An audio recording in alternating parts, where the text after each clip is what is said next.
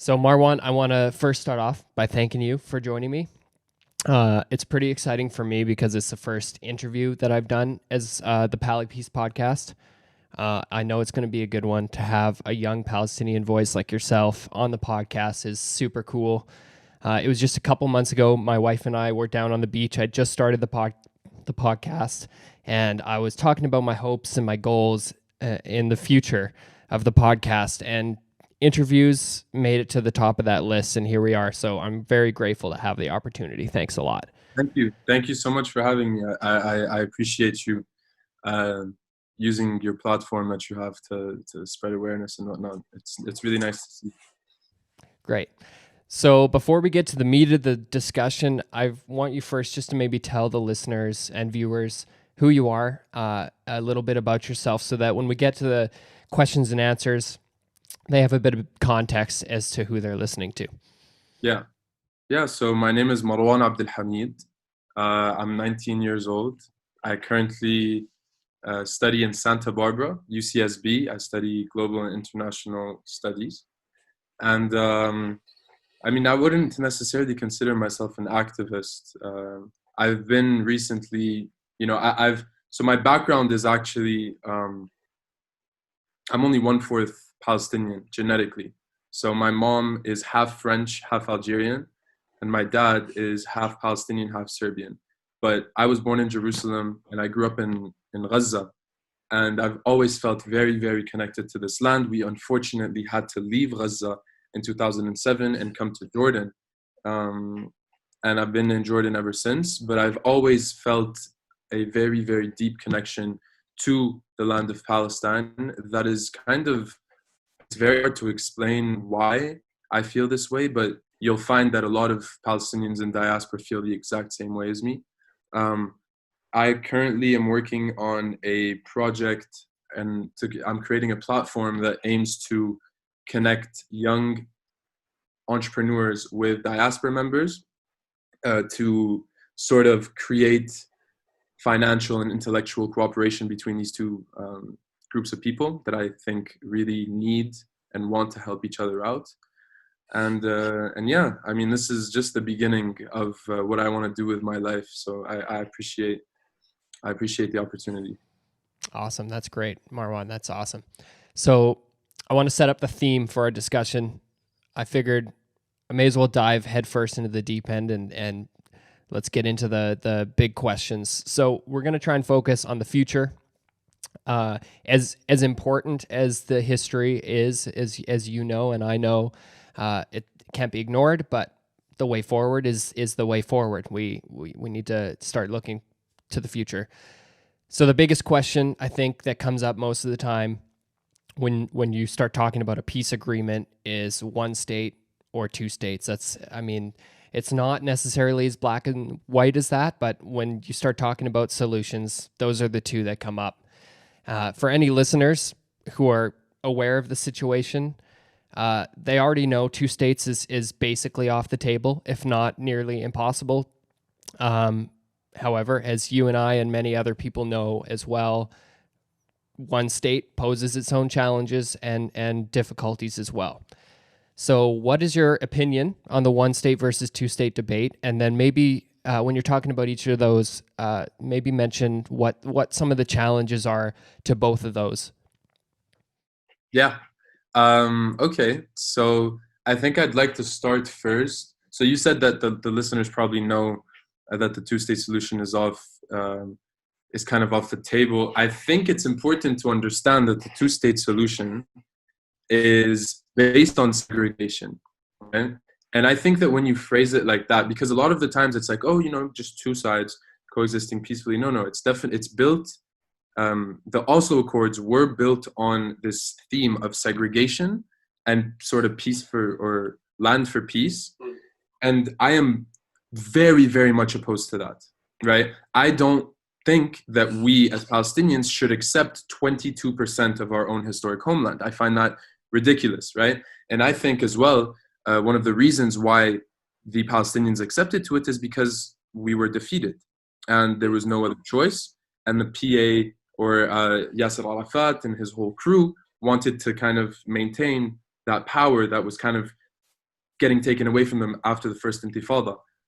And so the two-state solution now mainly has been kind of dealt its death blows by just the amount of Israeli settlements that have been built in the past 20 years, right?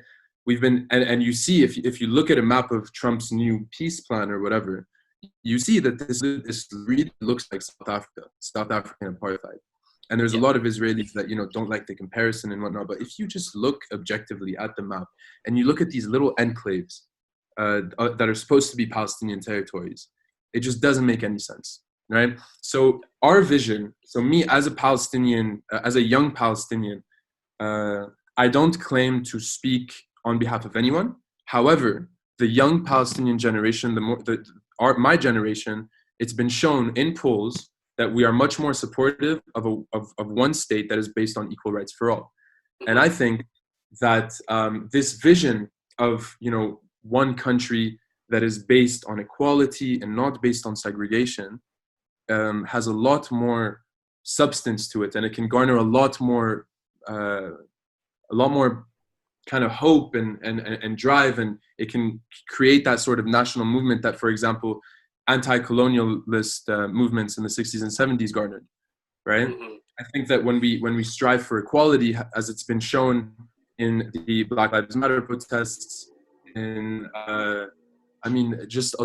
equality is what we need, right? So we talk about peace. I think that peace comes as a result. Peace is something that comes after equality, because Palestinians have been dehumanized for so long, and we have never been afforded the right to self-determination, as much as people would like to believe that Fatah and the PA and Hamas are representative of us. They are not. Yeah, and we're going to get to that later too. Yeah, and we've always been actively, our leadership has always actively been, split into different factions. And so we've never really had a voice. And I think that right now, there's this sort of consensus that's kind of brewing up where, we're looking to try and build coalitions. We're looking to talk about our struggle in relation to the Black Lives Matter movement and bring attention to the dire situation the Palestinians within the West Bank and Gaza and Palestinian citizens of Israel find themselves in. Because a lot of people, me living in the States, right, a lot of people are just oblivious to what's going on. And this is a result of Israel's public relations ministry, or I think it's called the Foreign Affairs Ministry. They actively, try and portray Israel as this tiny little nation the size of New Jersey that is, being attacked by everywhere. And so therefore it's normal for them to, and they don't even use the term occupation, right? No. Which I think to me is just crazy. But I do understand. I had a debate with an Israeli and Jewish rights activist a couple weeks ago, and he told me that they didn't like to use the term occupation because it implies that they're not native to the land. And I mean, I'm not against Jewish self-determination in that land, right? And that's what's the core of Zionism, like Zionism, the belief in the self-determination. But I think that to divorce that from reality, right, and say that there's not an occupation is just so disingenuous. And if it's not occupation, it's martial law applied on a racial basis. Yeah. Okay, so this ties in really well to my next point. I agree with you. A one-state solution that is based on equal rights seems to be the more viable solution. So when we're talking about one state with equal rights, I think in order for that to work, there needs to be a very solid effort on both sides to acknowledge pain and suffering that the other has felt, and to take responsibility for pain and suffering that has been caused by both sides. So reconciliation, I think, is extremely important. There's plenty of examples around the world of reconciliation, including in my own country of Canada.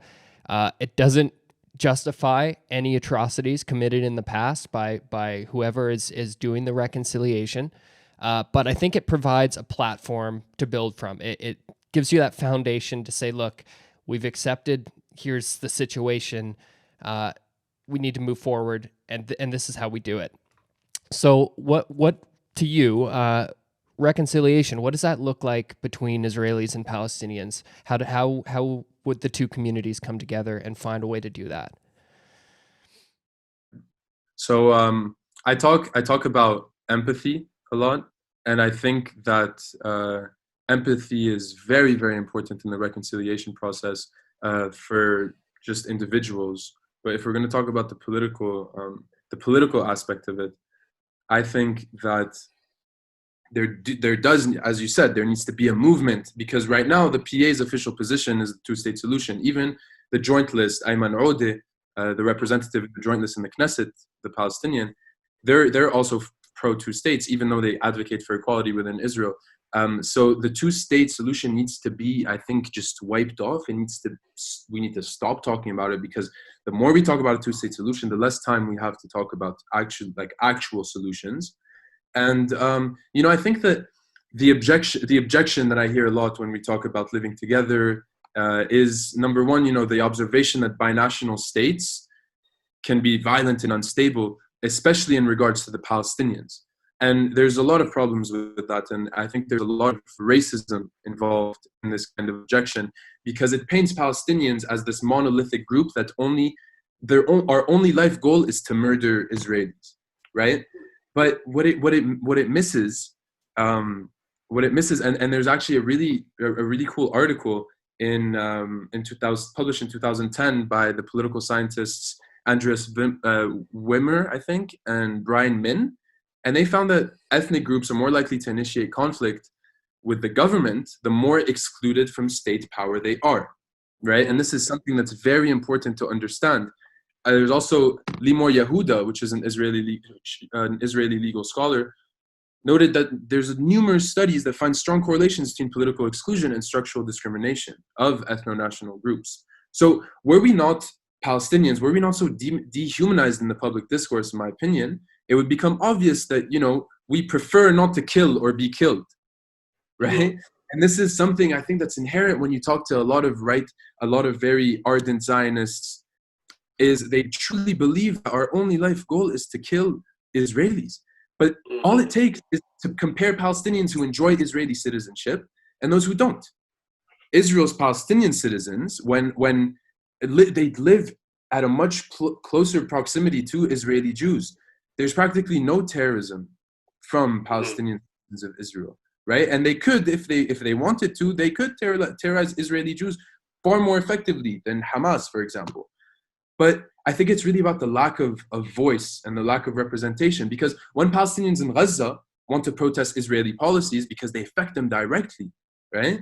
They have a few options but to cheer the Hamas rockets or to walk to the fence, right? But by contrast, when Palestinian citizens of Israel want to protest Israeli policies, they can go and vote. So it's really, really important to make that distinction. And I think it's also this Orientalist trope that us Arabs are barbaric, we are violent, we are oppressive. And I don't know how to approach that, because I don't want to seem like I'm trying. I mean, it's important to humanize, but also it's important to realize that when you talk like this, you're fighting against this racist narrative, and you're kind of arguing for your people, and you're saying that we deserve equal rights. And to me, we're living in 2020, right? So to talk about equal rights in 2020, in my opinion, is kind of, this is the reality we live in, and this is what we're going to fight for. But it's just really sad to me, right? That I have to justify the fact that us Palestinians, we are deserving of freedom of movement in our historic homeland. We are deserving of being able to live in dignity, of being represented in government. And so, the objection falls short, and people will tell you, yeah, but, we disengaged in Gaza in 2005 and this happened. It's not little, you can't take out a settlement and expect, this is structural systems of oppression that started not in 1948, it started with the British Mandate. We have never had the opportunity to self-determine in our own homeland. 90% of the population in the 1930s was Arab, right? Haifa, Jaffa, these were the two biggest Arab economic hubs in Palestine, and they were ethnically cleansed of their Arab populations. And now they're thriving Israeli communities. So I see a future where my generation, and if it's not my generation, it's my kids, but at least I want to set up a foundation for my kids to be able to fight for equality and fight for their rights without falling into the narrative of, oh, you don't exist, or oh, you guys are all this and you guys are all that. We need to be bigger than that. And I think that I don't necessarily want to talk about privilege, but I haven't lost anyone in the conflict directly related to me. And this is something that's important to understand, because it's very hard to go to tell someone, for example, an Israeli or Palestinian that's lost their loved ones to terrorists or to attacks, that you need to reconcile. It's sometimes there's a very big block. But there is also hope. For example, there's the bereaved community. I think it's called the Bereaved Community Organization, where Israelis and Palestinians come together, people that have lost siblings, relatives, they come together and they talk about peace. And there's actually a podcast where there's this Palestinian that's talking about his experience joining this community. And he says, this was the first time I've ever seen an Israeli cry. I never thought in my life that this was something that I would see. And so when you humanize the other person, or the enemy in that sense, and you realize that they're human beings and that they have goals, they have aspirations, they have fears, just like you and I, it becomes much easier.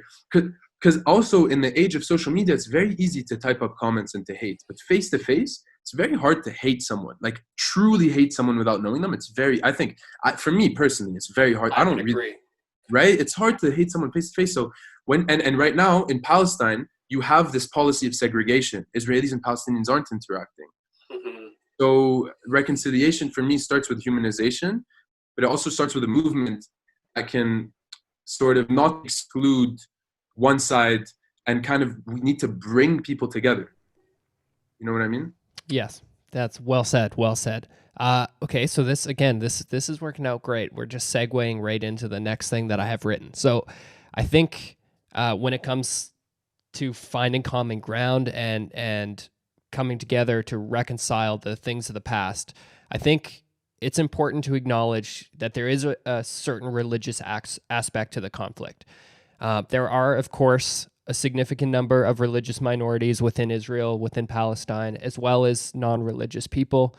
But most prominently, of course, there's Jews in Israel and there's Muslims in Palestine. So as with any situation around the world, whether it be based in religion or not, you're going to have radicals and extremists on both sides. And while they tend to be a small number of the actual community, they often make the most noise and take up the most space in conversation. So I believe, and correct me if I'm wrong, that Islamophobia exists to a certain extent in Jewish communities in Israel, and anti-Semitism exists to a certain extent within Palestinian communities. So I would expect the situation that has been the reality there in the past, 80 to 100 years, depending on what year you're going off of, I would expect that kind of situation, unfortunately, raises generations of children on both sides to be fearful and or hold hatred for the other side. And that's what you touched on there. You have this division that says whoever's on the other side of that wall is my enemy, because that's what I've been told and raised to believe. So how much of a problem do you think this kind of, I don't want to use the word indoctrination because it seems to have a really negative, Yeah. Okay. So, on both sides, again, we're coming from an objective point of view as much as I can here. How much of a problem do you think this might be in the context of coming together? How do communities overcome that kind of indoctrination? Yeah, great question. I think, to touch on your point about the radicals making the most noise, that's true, right? But I think what's really important to note is that there's no alternative. There's no alternative vision. So, and usually these radicals, they have a very nationalist, like this very nationalist pride about them, and we speak for the people. So people are gonna like them. People are gonna, because when there's no alternative, because you look at Israel-Palestine, and there is no alternative to there's there's the alternative, the joint list, 100%. But once again, people are products of their own environments, and people have been brought up to hate. But there's a quote by Nelson Mandela that says that it's much easier for humans to love, because it takes a lot, as I said, to hate, and it's usually rooted in fear. right? So I think for Palestinians as well, it's important to realize that the Jewish state, a lot of their fears are founded in deep existential fears, right? And it's important for us to realize that. I think that it's a problem within our own community, the lack of talk about anti-Semitism, this kind of stuff. It's super important to take into account, because then you start to humanize them and you start to understand why people fear the other, right? I always say, if I was born in Israel, I would be a Zionist, 100%. Why would I not be a Zionist? Like if I was born in let's say like a settlement right outside Gaza, and I had Hamas firing rockets, because I always say that this generation of Israelis, they're very right-leaning and they vote for the Likud, and it's because they've been brought up in the era of the disengagement, the second Intifada, Netanyahu with the wall, and now they're in the army. I'm 19, I'm not in the army, but a lot of them are in the army now. So it's a tough question, man. But what I like to say is that go to America, for example, and go to America in the time of segregation. To the average Southerner, non-segregation was something that was like, what? Or like to white people in South Africa, apartheid was normal and it was justified, right? Because when you benefit from systems of oppression, it's within your interest to keep those systems of oppression. But when you can offer an alternative vision that doesn't necessarily demonize a whole group or seek their destruction, I think that you can build a much more sustainable future, because there is no future without Palestinians in this land, and there is no future without Israelis in this land. And I think that's the first thing that's important to realize, because a lot of Palestinians, especially living outside, think that there's still, some sort of pan-Arab Palestinian state that's going to be from the river to the sea and all this stuff. No, that's not realistic. And you can't create justice by perpetrating another injustice, right? Because I talk to a lot of people on the Palestinian side, and they'll tell me, you need to just kick them out. They need to go back to Europe. And I think that's number one. It's very it's unrealistic. It will never happen in our lifetime. And it's also just problematic. You're not going to kick out 6-7 million people from their homes. As much as, I don't think me or anyone else don't think that they should be living there, you need to acknowledge the reality. I think that's the first step, is to acknowledge the reality and to acknowledge the injustices. And that's another part, because in Israel, for example, you have the Israeli government that actively suppresses information about the Nakba. And the Nakba has shaped our Palestinian identity a lot, right? This constant feeling of displacement, this constant feeling of, oh, I don't belong, and I can't go back to where I belong. This is something that Palestinians share. It's a collective identity that's built on pain. And so Israeli, the IDF and stuff, they knew that they needed to suppress this information about what happened in 1948 and sort of, paint it as, oh, but the Arab armies invaded, so that's not what happened, right? The Nakba started before. 300,000 Palestinians were kicked out of their homes before May 15th of 1948. Yeah.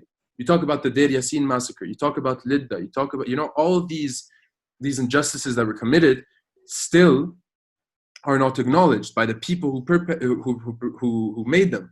Moshe Dayan, I don't know if that's his name, Ben Gurion, they're celebrated in Israel. For us, they're terrorists. Yeah. Right? They killed a lot of our people.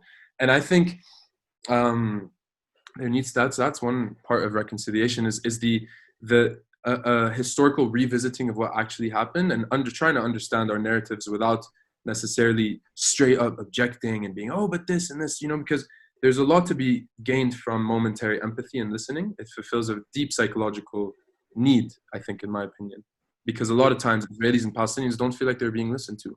They feel like they're talking to a wall when they talk to Pali-Peace. And it's because this conflict, or I don't like to call it a conflict, but this situation is so emotionally fueled.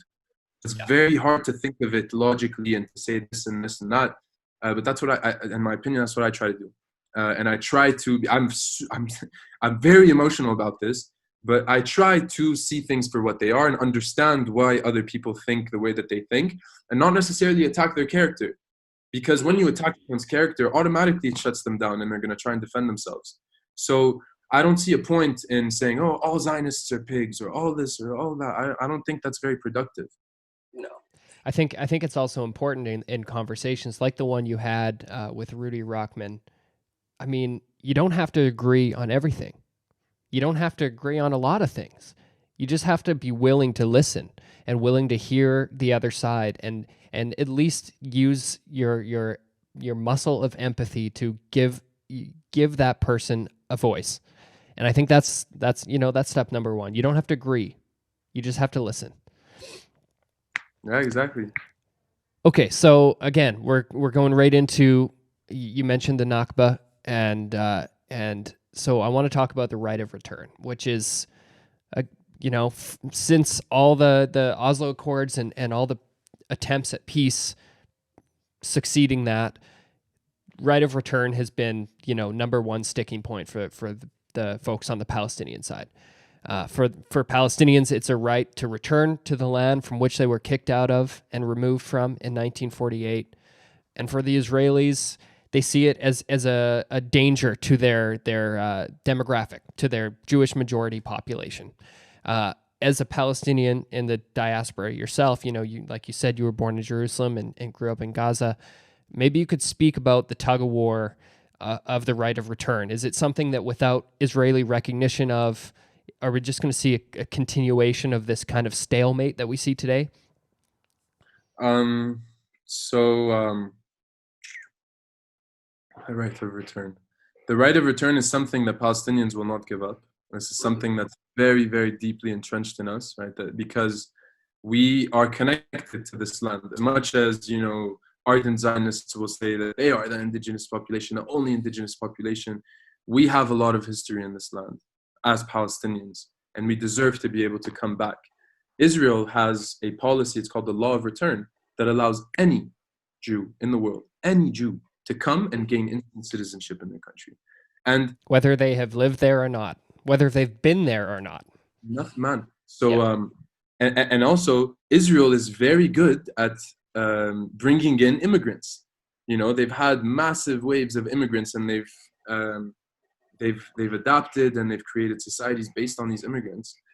And so when they talk about the demographic threat, if it were not for this context, it's a very racist way of thinking, demographics, right? Because it's us versus them, and they say, oh, it's a destruction, it's going to be a Holocaust 2.0. And once again, I understand the deep-rooted existential fears. However, you cannot justify occupying people and not letting people come back because you are just scared. You know what I mean? I think the whole demographic thing, and this is something that's the one-state solution talks about, is equality. And when people have rights, this is proven, they are statistically, they are not as violent because they don't need to be. So when people tell you, oh, but the Palestinians are going to come back and there's no democracies in the Middle East and they're just going to create I just think that's not true. And maybe, when you look at it from the point of Hamas, sure, Hamas, doesn't and I'm very opposed to the policies of Hamas, and I understand when Israelis consume Israeli media, Hamas is, always projected at the forefront, and it's pretty scary to be living on the border and stuff like this. But it's much bigger than that. Because once, think about it, once you solve the problem, what does Hamas offer? Because they started off as social services, but now they're just a group of corrupt rulers that take money from Qatar, and they're not offering anything to their population. People in Gaza don't like Hamas, and they're not allowed to rebel against Hamas. And I say this, I lived in Gaza. I have people in Gaza that tell me this constantly. They're not representative. So in regards to the right of return, I think that practically speaking, it wouldn't happen just all at once. You're going to have 5 million people come into the country. No, it's a process, right? But you have to start talking about the process. And all these peace plans that we talk about never mention the right of return for Palestinians. This is something that has never been accepted by Israel. And I think that we need to frame it as, why can Jews gain instant citizenship like this, but Palestinians cannot? When they have the same historic claims to the land. You know what I mean? I think to add on to that point as well, I mean, with the law of return for Jews, I mentioned before, a Jew, say, born and raised in Brooklyn, New York, can, gain citizenship, never have been to Israel, go to Israel, become a citizen, move, and be all happy. However, a Palestinian refugee living in whatever camp you want to say, that is a first generation, that man, that woman used to live within the current borders of Israel, was kicked out in 48. This is a person that is still alive to this day, who lived in a home that is now lived in by Israelis, cannot go back. So I think there's a really unfortunate double standard there that really does not recognize the rights of all the humans. And I think that's a really big shortfall. Yeah. And also, when you talk to people that have never been, kind of exposed to these ideas, there's a talk about Zionism, especially with Israelis. I don't think that the idea of a one-state solution with the right of return and all this stuff requires abandoning Zionism. But I think that it requires a kind of a re-understanding that has been largely forgotten. I think that, and this is from talking to people and studies, the essence of Zionism is not necessarily a Jewish state in the land of Israel, but it's a homeland. It's a thriving Jewish society that offers Jews refuge and enriches the entire Jewish world, right? But I think that we need to start exploring other ways to achieve that goal that don't require subjugating another people. And this is what Peter Beinart talks about in his new article, which is amazing. He says it's time to envision a Jewish home that is a Palestinian home as well. And it doesn't. You don't need to. It needs to be Jewish enough for the Jews and for Israelis, and Palestinian enough for us, right? And I think that is very, very possible. But and this is something I say. I'm only 19, but now I'm starting to realize that we can make a change. Like, this is now the time where we can start thinking about, okay, what can we do to actually try and change the situation? And a lot of people that are presented with these ideas will be like, oh, well, it's unrealistic and stuff like this. It's because, they haven't expanded their mind like that. States and nation states and countries and borders, they're all human constructs. So we have the ability to create new human and social constructs. We do. It's not impossible. Nothing in this regard is impossible. It's hard, 100%. It'll be difficult. And difficult, but it is not impossible. And this is the best thing, or the most fulfilling thing for me when I talk to people, is seeing the hope that I can bring to people when I talk to them about this. Because for so long, as Palestinians, we literally don't have anyone to look up to. We don't. And people will falsely look up to Yasser Arafat as if he was, some sort of beacon of, he was corrupt. He's so corrupt. So we need this new generation to come up and to start pushing new ideas, because a lot of people have never been exposed to these kinds of ideas. They've never thought about a solution. You ask someone, what is the solution to the Israel-Palestine conflict? They're like, solution? And I'm not necessarily saying that I have the solution, but I think that we need to start raising awareness, number one, about the injustices and with the occupation and the daily lives of Palestinians, but also thinking about how do we solve these injustices. Yeah, well said. Okay, so you just mentioned the representation, the lack thereof, really, both historically and in the present. I mean, if we focus specifically at the leadership in the present day, in my research I've found, and I don't think it takes much digging to find, the Palestinian Authority is often viewed as a subcontractor of the occupation, not representative of the Palestinian people, and is funded by people that support Israel, that we'll get to as well. And I don't think they're operating in the good faith of the people they claim to be representing. On the other side, Hamas in the Gaza Strip, it was democratically elected. over 10 years ago, but it doesn't represent Gazans the way an elected government should. So, I mean, why Hamas was elected, by the way, in 2006? It wasn't because all Palestinians wanted to kill Jews. It was because of the corrupt nature of Fatah. People in Gaza were fed up with Fatah, and they voted for Hamas because they offered a new vision. Yeah. Whether you agree with that vision or you don't agree with that vision, the point was something different. It was something different. It was just like Americans elected Donald Trump. I was going to say. And stuff like that. Same thing. Literally same thing. Yeah. So I guess you've already kind of touched on this. I was going to say, like, how do you feel about the two representative bodies? You've kind of already said that you don't believe they're representative whatsoever of the Palestinian people. So because I know that already, what would you like to see done, or how do you think Palestinians can come together to ensure that proper representation exists in their community? Right now, it's very hard because the PA actively suppresses activists within Palestine. I think there needs to be a movement. There needs to be just like the PLO was a movement of Palestinian diasporas. The PLO didn't have Zoom, right, and they were spread out everywhere. I think that right now it's much easier to sort of imagine this sort of movement, grassroots movement coming up, to try and dismantle the systems of oppression. And they're all intertwined. The PA and all this is intertwined with Israeli occupation.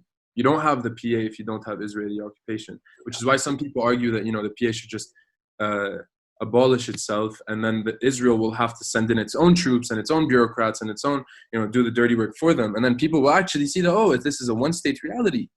This isn't, 2 states or, no, it's a one-state reality, and there's apartheid-like systems. Of segregation and oppression. But for active representation, man, this is where I come in. I mean, my goal in life is to be a representative of Palestinians all across the world. That's my vision. And I think that there's a lot of people out there that share my vision and that want also to represent Palestinians and that have the interest of Palestinians at heart. Because I know that at the beginning, right, I'm only 19, maybe in 60 years, things will be different. But right now, I have the interest of Palestinians at heart. I'm not trying to make money, which is what, Mahmoud Abbas is 85, I think, or 86. He's not, he doesn't have a real stake. You know what I mean? And also elections. We haven't had elections in like 14 years. So that would help. I think that'd be a start. That would be a start, 100%. But only if the PA doesn't suppress somebody who's trying to. No, but also, the way I see it is that we need like the way I always envision it is Nelson Mandela and the other white guy from South Africa. I forget his name. The prime minister. His name's not coming to my head either, but I know who you're talking about. Yeah, so I see it like that. Like two leaders coming together. Talking about reconciliation and what we need, that kind of movement, and then people are going to be like, can I swear on this? Yeah, by all means. People are going to be like, fuck the PA, we don't need this shit, man. Like we can just the thing is, and maybe my vision is not the vision, but we need new visions, we need new ideas, we need to start doing this. And I think I see it in Palestinian circles. People have ideas and people are talking. Just needs to be pushed out there, and we need to start talking to Israelis as well, because our future is intertwined with their futures. And I think that is a major stepping stone. And a lot of people consider it normalization, but I think talking to Israelis is essential. There's no, and I respect people's opinions that think that this is normalization, but in my opinion, I am not willing to sacrifice the lives of any more Palestinians for this cause, because we are known as the nation of martyrs, right? And I'm not willing. I've seen violence. I understand what it does to communities, and I'm just not willing to sacrifice any more Palestinian bodies. I think that we've done that enough, and it's time to seek more just solutions that tackle the roots of the problem. And communication is at the root of that, I think.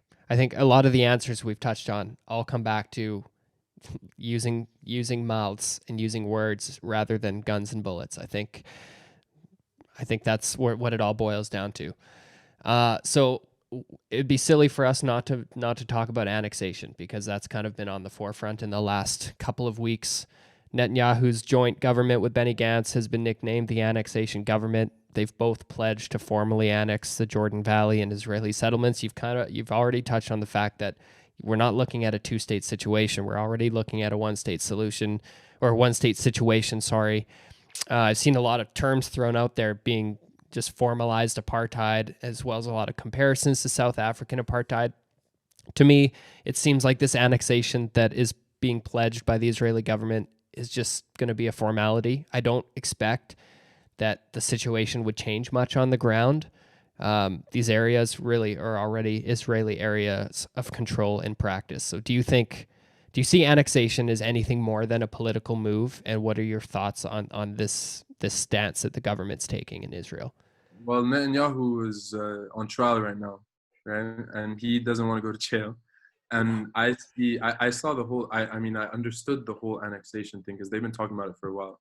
I saw it as kind of a way to appeal to the very right-wing Zionists that believe that Judea and Samaria are theirs and it's only theirs, and they don't believe in a Palestinian state, and that was a way to kind of get more voters in order to be reelected.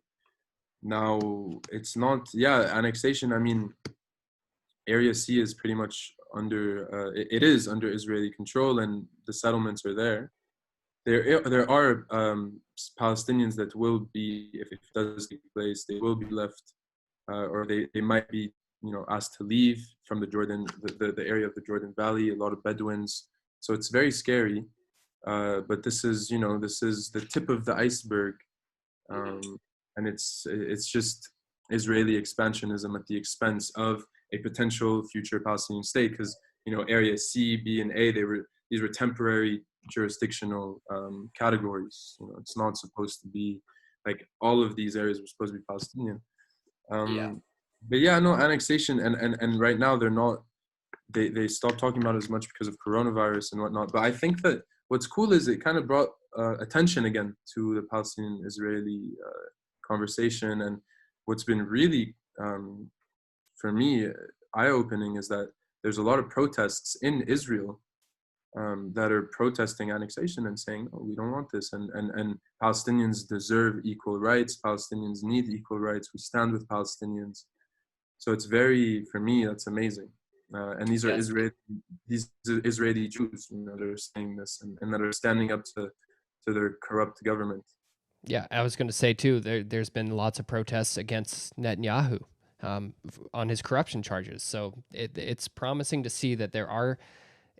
This kind of goes back to what I was saying before. There's the radicals that take up the majority of the conversation, and not all Israelis are right-wing Netanyahu lovers. That's just not the case. Just like not all Americans are right-wing Trump lovers. Exactly. But they often have a platform that allows them to make a lot of noise, and we see across the media, it's media is really based in outrage. I think it's trying to get the most clicks, the most views. And how do you do that? You get people to be outraged and fired up, and you do that by using the voices of these radicals. So I think it's awesome to see that there are Israelis out there protesting against annexation and against the corruption of Netanyahu, and I think that's promising. 100%. Okay, so U.S. support of Israel. This one's a big one. I think it's one of the largest contributions to the ongoing occupation. There's a massive amount of U.S. support every year. Like monetary foreign aid, I think currently sits at just under $4 billion a year. And on top of monetary aid, the U.S. at the UN, at every resolution in the UN, the U.S. has veto power, and just anything criticizing Israel gets vetoed right away. Doesn't matter how many people are voting in support of those resolutions. So, in my opinion, it's one of the only reasons that the status quo is being able to be held in place in the region. I think if you take away U.S. aid, things will change significantly. So maybe you could speak from the point of a Palestinian point of view of a Palestinian, especially like yourself, who lives in the United States when you go to school. What do you think about the support? How do you think the changing of that support could change the reality on the ground? Yeah. I think it's when we have these conversations about the US, it's very important to talk about Christian Zionism. Christian Zionism is it's a belief within evangelical Christianity. I think that's like the evangelicals, basically, they have this biblical prophecy and they believe that when the Jews all return to Israel, then the Messiah will return, right? And within this scenario that they've created for themselves, the Jews either convert to Christianity or die. So and it's very at its core, it's very anti-Semitic, because this is the rhetoric that was used by British Zionists, British Christian Zionists, to drive out Jews from their own lands into Israel, because basically what they wanted was they wanted to drive out the Jews from their lands in order to get the only Jew that they want, which is Jesus Christ. And right now, evangelical Christians are the biggest the biggest voting bloc for Trump. Yeah. White evangelical voters. And so he caters to them. Mike Pompeo and Mike Pence, the Secretary of Mike Pompeo, Secretary of State, I believe. Yeah, State, and then the Vice President, both Christian Zionists, they're both evangelicals. And they just unwavering support of Israel. Like you see the policy or the proclamations that have in the past 3 years, the announcement of Jerusalem as the capital of Israel, the moving of the embassy, the annexation, the Golan Heights, the recognition. They even retracted their statement about settlements, and they said, Mike Pompeo was like, maybe they're not illegal, actually, Yeah. So this unwavering foreign policy of support to Israel at any cost has obviously allowed Israel to go on about its business with impunity. They don't suffer any consequences. And this is something that's funny to me when we talk about BDS, because a lot of Israelis that are against BDS, and I understand why they are, but I'd like to get this point across, is that Israel has never been sanctioned, by Western powers for their human rights abuses. And so when you talk about, why are you singling out Israel and stuff? Well, for me, number one, it's because it has a direct impact on my family and, my people. So I'm going to single out Israel. But also, Israel needs to be held accountable for its actions, right? And they're not, and they have never been within the international community. So the aid, me and Rudy, this is actually interesting. Rudy doesn't believe that there needs to be, that Israel needs to take in aid from America. He thinks that Israel should manufacture their own weapons and stuff. I mean, sure. I don't think it's that. I don't think he gets to the core of the problem. I think for him the problem is more about Israel being dependent, economically and militarily. For me, the problem is the impunity that Israel is given, in regards to human rights abuses. Because you go to Gaza, and effectively what you have is collective punishment, and then people will justify what's going on by saying, they elected a terrorist government. So it's collective punishment, right? Because you can't leave, you can't go in, there's no electricity, there's no water, you can't import, you can't export. And people justify it by saying, they elected a terrorist government. So this is collective punishment, right? Yeah. And for Israel, there is no collective punishment, right? You don't have the citizens of Tel Aviv that are locked in their houses because of the actions of the IDF or the Israeli government, or the multiple assassinations of Palestinian political leaders by the Mossad, which we never talk about. This is another point that I forgot to raise in regards to Palestinian leadership. Most of our leaders have been assassinated. Yeah. Like Yasser Arafat was killed by poison. My great uncle Hayal Abdelhamid, who was the security chief for the PLO, was assassinated in Tunisia in 1991, and he was very close to Yasser Arafat. And there's been countless occasions of Palestinian leaders, young, bright Palestinian leaders, that have just been assassinated.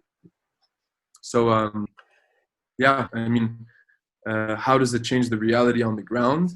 I think that it allows for other actors to start getting involved, because right now it's just basically America and Israel on this side, and then you have Palestine. right? And we don't even have the support of the Arab nations anymore, to be honest, which I don't think is necessary. But yeah, I think that, and it gives me hope when I see, you know, Bernie Sanders and AOC and Rashida Tlaib and Ilhan Omar start talking about, they introduced a bill that said, you know, the Israeli military aid should be conditional. This is the first time ever that something like this has been proposed in the Senate. So yeah, it gives me a lot of hope. I think that our generation sees things for what they truly are, and that social media has given rise to, you know, an ability to understand things more than just what the media feeds you. Yeah, that's an important point. I think I was going to bring up the piece of legislation that AOC has pushed forward, so that's great you touched on it. I think that's if nothing else, a really good starting point to get some conditions put on that aid, because right now it's just, here's $3.8 billion, mostly in military aid every year without fail. I mean, it's an insane amount of money. That's a lot, and that's coming out of United States citizens' pockets. That's taxpayer money fueling a foreign nation's military. So I think conditions on that money that would be a very good thing. So before we wrap this up, I want to give you the opportunity to speak about anything that we didn't cover that you think is important. After all, like, I'm a Canadian dude. I really don't have any, you know, I'm not Palestinian. I'm not Israeli. I don't really have any ties to the situation, except that I found myself very passionate about it. So I want to give you, of course, the platform to say what you need to say. So is there anything else that you want to bring up that we haven't touched on? Anything else? I think for me, the most important part of what I'm trying to do is the humanization aspect. I think that gets brushed aside a lot under under the numbers and the statistics and the reports and you know, the social media fighting and stuff. There's real people that are being affected by all of this, and so my goal is to make the lives of these people better, because I feel a deep connection. And you know, being educated in the U.S. and whatnot, and being coming from, you know, a privileged background, I feel the need, not necessarily, you know, to be the voice or I just, me personally, I really see the humanity, and it just breaks my heart, right, when someone comes up to me and tries to justify the occupation because, you know, Arabs are inherently barbaric and they want to kill all Israelis and stuff like that, because it really ignores, for example, the fact that in 2014 you had 500 Palestinian children that were murdered in Gaza, and you had people that are people still try to defend that by saying, you know, Hamas, human shields and whatnot, and they ignore the very real consequences of having a generation of children that grow up traumatized, right? They grow up, they've lost everything. I say always, to be born in Gaza is to be born dead. Currently, it's an open air prison. You have no opportunities. Unemployment is at 65%. And these are real people. These are real people with aspirations just like you and me. And I wish that people could meet Palestinians, because Palestinians are the kindest, they're the most kind-hearted people that I've ever met in my life. That's why I feel so closely, like, you know, attached to them. And when people generalize and say that all Palestinians are terrorists and murderers, I mean, that's my work. I'm trying to, you know, break that narrative. And it breaks my heart that I have to do it, but not that many other people are doing it. And so, yeah, these are my point is, there's real people. This is affecting the lives of very, very many children who grow up without mental health institutions. You have, I think it's 9 out of 10 children in Gaza that suffer from, you know, PTSD or suffer from depression. Suicide is very, very, very common in Gaza. So there needs to be justice. There really needs to be justice, and there needs to be an acknowledgement of the suffering on both sides, which is why conversations are very, very important. Conversations where we look to listen, not just to look good or to try and counter. And, you know, because I got a lot of people telling me like, oh, you were too kind to Rudy when you debated, or you know, you weren't good, you didn't make any good points. the point wasn't to destroy Rudy. No, the point is to understand and to make people understand that there's human beings involved in this. And when you talk about human beings, you need to be empathetic and you need to understand the context of the situation in order to move forward. Because a lot of people aren't thinking about moving forward. That scares them. And they've never been exposed to that. And I think that for me, I just want to make the lives of children in Gaza and in the West Bank and in Tel Aviv and wherever it is in this land, I want to make the lives better. And I want kids in Gaza to look up to me instead of, a Hamas leader. That's my goal. And that's what I have to say about that. Well, Marwan, thank you. That was very well said. I want to say thanks again for chatting with me today. This was very, very awesome. I hope we get to do it again. And we'll be keeping in touch for sure. Yeah. I think it's really important what you're doing, being a representative, getting your voice out there with this type of level-headed and empathetic mindset, I think is so important. Like I said, those radicals like to scream from the top of the buildings, but it's guys like you that want to listen to the other side and bridge that divide. That's what's important, I think. So thank you very much for using your platform and speaking out about this. Thank you, man. I appreciate it. Take care. Yalla. Yalla. Peace. Salam. Salam.